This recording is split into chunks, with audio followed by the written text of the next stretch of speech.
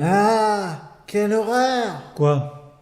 Mon manteau blond en fourrure, il est déjà à moins de 30% sur vente réservée. Je me suis fait plumer. Tu ne t'es pas fait plumer, c'est les soldes, c'est tout. Puisque c'est ainsi, je ne le mettrai plus. Voilà. Ce n'est peut-être pas exactement le même. C'est mort. Je ne le porterai plus. Oh, il y a plus grave. Chérie, ça ne change pas sa valeur intrinsèque, là, la valeur du manteau que tu portes. Oui, c'est cela pour me retrouver nez à nez dans la rue avec une crève la faim qui a le même manteau que le mien. Oh, il me semble que tu fais bien la difficile. Hein. De toute façon, monsieur Xantier, vous n'avez pas de goût. Je pourrais me balader en tenue vulgaire ou même toute nue que vous n'y verriez que du feu. Oh, mais tu n'as pas toujours dit ça. Comment ça? Que veux-tu dire? Quand je t'ai connu, tu étais dans un cabaret, presque nu. Comment ça, presque nu? Tu étais une intermittente du spectacle, qui tenait la barre et courait le cachet. Ah, c'est comme ça que tu me voyais. Tu as pitié de moi. Non, chérie, ce n'est pas ce que j'ai dit. À cause de toi, j'ai raté une carrière dans showbiz. Grâce à moi, tu as évité le pire. Tu n'en sais rien. Tu as interrompu mon audition. J'ai voulu t'éviter l'humiliation. Une émission de variété à la télé, c'était mon rêve. Une émission de télé-réalité où on recyclait d'anciennes gloires de cabaret. Arrête de toujours me dénigrer. Cette émission n'aurait rien changé à ta notoriété. Après ta première télé-réalité. Faux. Elle devait me remettre en scène. Ouais. Comment ça, ouais? C'est nouveau, tiens, ce ouais, après 10 ans de mariage. Et dire que tu m'as presque supplié de t'épouser. Oh ouais, c'était de la coquetterie. J'en ai pas eu besoin de tellement insister. Tu étais romantique à l'époque.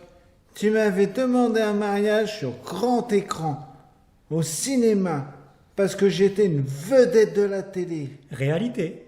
Quoi? Réalité? Il faut toujours que tu rajoutes ton grain de sel. Mais non, je précise juste que tu étais une des protagonistes dans la toute première émission de télé-réalité, Lost Story. Comme si tu m'apprends quelque chose. Tu as bien failli t'y perdre. Quoi? Comment ça? Lost Story. Eh bien, Bon, c'est pas grave. En attendant, tu n'as pas méprisé mon argent quand tu as su que j'étais plein aux as. oh ouais, un coup de chance, sur un pari boursier, ça aurait pu arriver à n'importe qui. Hein? Pas de quoi être fier, monsieur Xantier. Il n'empêche, il fallait l'oser, le pari. Tu te souviens quand tu m'as fait visiter Paris, la nuit? En débarquant de ta province, tu allais direct au cabaret, puis sur le plateau télé où je t'ai repéré. Oui, quand je suis sorti du plateau de l'Hostory, sous les sunlights, j'étais ébloui par tous ces projecteurs. Et toi, tu étais là, tu m'attendais. Oui, je t'ai enlevé, tu avais été éliminé. Je suis sorti par la faute de l'autre pétasse de Dalila. Elle ne voulait pas, parce que je m'immisce dans son aventure avec Ludovic. Mais moi, j'ai bien vu que je lui plaisais à Ludovic. Ah bon? Oui, tu ne crois pas que j'ai pas compris son petit manège? À chaque fois que j'essayais de m'approcher de lui, il m'évitait du stylo. Tu me plais, mais je dois rester discret. Ou alors, tu te faisais des idées. Non, il n'osait pas. Trop réservé, ce Ludo. Surtout qu'entre nous, il y avait l'autre là. Tout le monde a vu qu'il n'était pas si timide dans la piscine avec Dalila. Je te dis qu'il s'intéressait à moi. C'était une question de temps. Oui, oui, d'accord, bon, ne t'énerve pas. Je ne m'énerve pas, je suis calme. Ça m'énerve quand tu dis ça. Après ce soir-là, on a passé plusieurs jours en amoureux à faire le tour de Paris. Oui, je me souviens. J'étais moins triste malgré ma sortie de l'Hostory. Bon, ça va, tu n'as pas eu le temps de t'y habituer non plus. Hein. À quoi? À Paris? Mais j'y vis, je te rappelle. Non, au studio de Lost Story.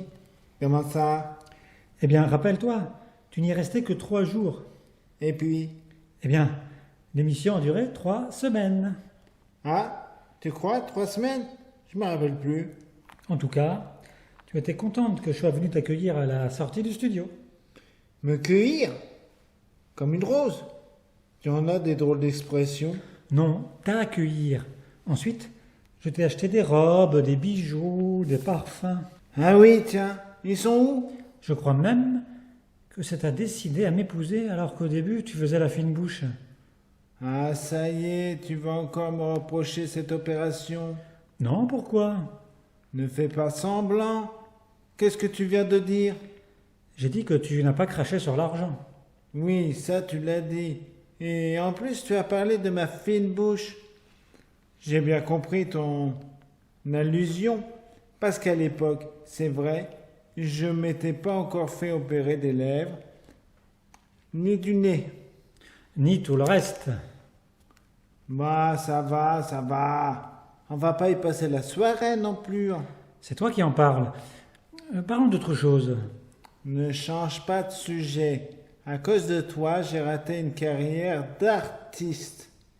Bon, je t'assure chérie que je n'ai pas pensé à mal quand j'ai parlé de fine bouche. Et maintenant, tu me traites Comme quoi? comme une chose qui t'appartient, comme tout ce que tu as acheté d'ailleurs. Ah, tu le vois comme ça? Tu dis toujours que je suis ta chose. Oui, mais non, viens me voir. Qui c'est qui va recevoir un gros câlin? Tu te rappelles quand tu m'appelais ma starcadémite? Oui, parce que tu as mis un t-shirt troué. C'était à la maison pour l'aération. Chérie, Oui, est-ce que tu m'aimes? oui, pourquoi?